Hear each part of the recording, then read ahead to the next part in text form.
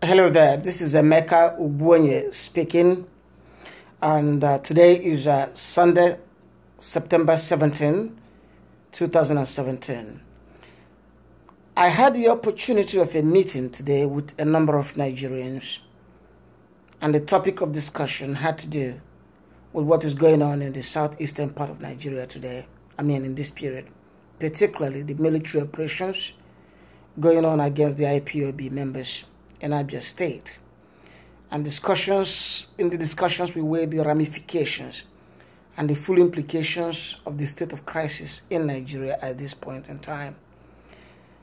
For some of us who have the advantage of being able to speak to a large number of people, it's impossible for us to keep quiet on what is going on.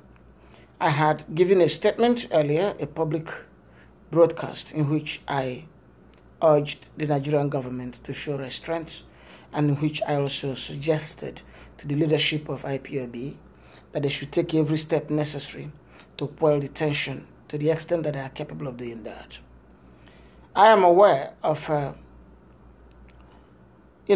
these agitations, and I have my concerns about the roles of all the parties.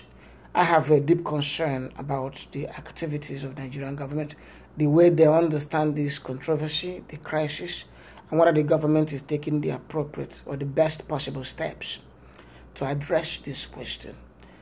It doesn't matter how much one may decide to keep quiet or to shy away from these problems, but they are serious enough problems to give all of us deep concern.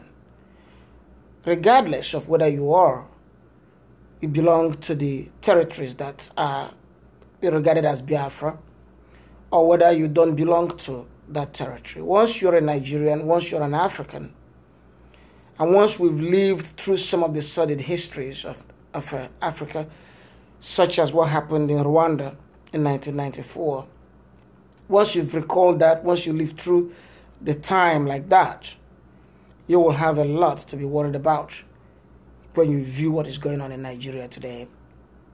We all have relatives in Nigeria. We all have, deep interest in Nigeria. We can't just abandon Nigeria. We must begin to talk seriously about a way to find a solution. And in doing that, we must caution against the undue exuberances, the tendency to misunderstand what is going on, and I say this on both parties. On the part of Nigerian government, the government doesn't realize that the world has really changed. It is no longer possible to send soldiers to engage in indiscriminate use of force, resulting in the death of many, many people. When that happens, the world is going to ask questions, unlike before. Having said that about the government, one must also address the leaders of Ipob. They must weigh fully the implications of the measures they take. They must place on top of everything other consideration the sanctity of human life, the lives of their members, the lives of young people. They must ask the tough question, which is, what is the best way to go about realizing their ambition? What is the best way today in Nigeria, in Biafra, to get the independence of Biafra? That is a question you cannot hide, and that requires deep thinking. That requires extremely brilliant and intelligent calculations. I speak just as an individual. All I have is an opinion. I'm not a member of Ipob, but I fully understand the agitation. Recently, I had the opportunity of being invited to participate to a very minimal extent in the case of the leader of Ipob.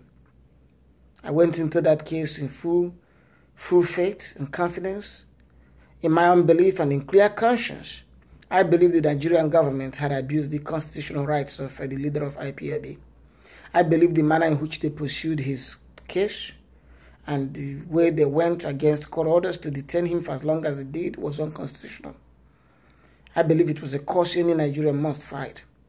I would have fought that same way even if the leader of Ipob was not an able person, even if he wasn't a Christian, even if he wasn't a Nigerian, as long as I had the opportunity to speak to power, to challenge the authority that was indeed abusive. I had to do it. I had to do it through the legitimate process, which was the courtroom. Beyond that, I retain interest in Nigeria. I hate to see my relatives, I hate to see your relatives affected by what is violence building up, indiscriminate violence. We must continue to call for restraint on the part of all the parties, but particularly the powerful party, the government. Having said that, and having put that aside, we must think deeper and go further and ask very important questions, maybe strategic questions. What is the best way for the IPOB to pursue the quest for the independence of Biafra? That is the self-determination of Biafra, or the Biafran people. There are so many unanswered questions. I am not an advisor to IPOB, so I don't want to preempt them. I don't want to say that they don't know what I'm about to say. Probably they know it. Probably they have other considerations on why they're not pursuing it. But let us ask this question. Nigeria has a government, imperfect government. Nigeria has a political system, imperfect political system. Nigeria has a constitutional arrangement, weak and imperfect constitutional arrangement. But is there an opportunity to pursue the independence of Biafra in a different way? Maybe there is. What if the quest for Biafra is staged into 3 phases, making it a 15-year time span, placing it in 3 stages of 5 years each? Then you might be able to achieve results that are not possible under the present conditions.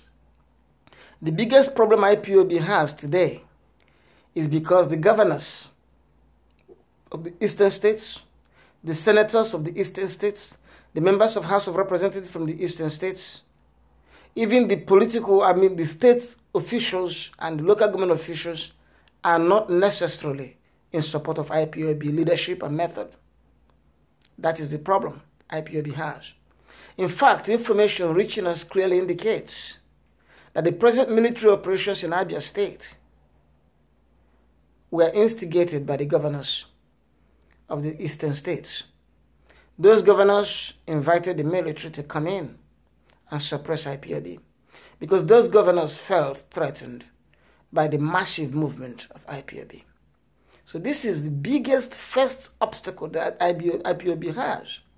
There is a buffer between IPOB and the federal government. And that buffer is the state governments in these states. So essentially, the federal government can basically use the governors against IPOB. And the governors will invoke the military the way they did in a very subtle manner and blame it on the federal government. So probably the leaders of IPOB supposed to see as the first stage of their effort changing the political candidates in the Biafran territories. Insofar as the governors, senators, and members of House of Representatives from the states, the Biafran states, are not in support of IPOB, IPOB is going to have impossible task ahead of it.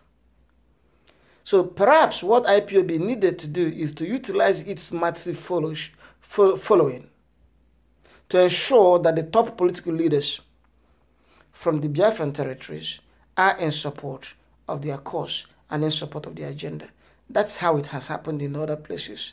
If you look at Northern Ireland struggle, you find out that those in the forefront were also the political leaders. The same thing is happening in Scotland today. The political leaders of Scotland are in support of the quest for Scottish independence.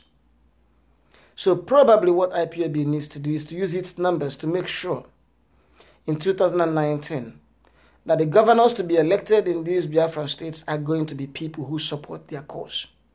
They have the capacity to do it. They have the number of the voters. Utilize it in the elections and change the game. Make sure that the governor of Abia State in 2009 will be a member of IPOB. Make sure that the governor of Anambra State, Enugu State, Imo State, Ebonyi State, make sure that all those governors are IPOB members. Make sure that all the senators are IPOB members. Make sure, in other words, IPOB could form the biggest political movement or political alliance in the eastern part of Nigeria. If they do that, that is a game changer, because that means that come 2019, all the senators from the eastern states, all the governors of the eastern states, all the members of the legislature from the eastern states will be supporting IPOB. If that is the case, then they will utilize their access to power and political positions to push forward the IPOB agenda and make it part of the core political debate. Then we can talk seriously about restructuring. In fact, the reason the restructuring effort failed was because the politicians from the southeast opposed it. They killed it.